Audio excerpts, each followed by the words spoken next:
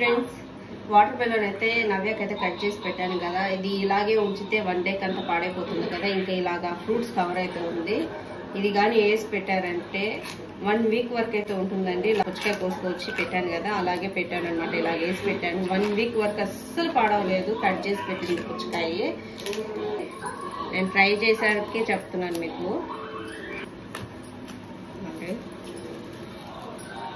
వేయడం కష్టం కానీ కొంచెం స్టార్టింగ్ ఒక్కసారి ఓపెన్ అయిపోయినాక ఈజీగా వేసేవచ్చు.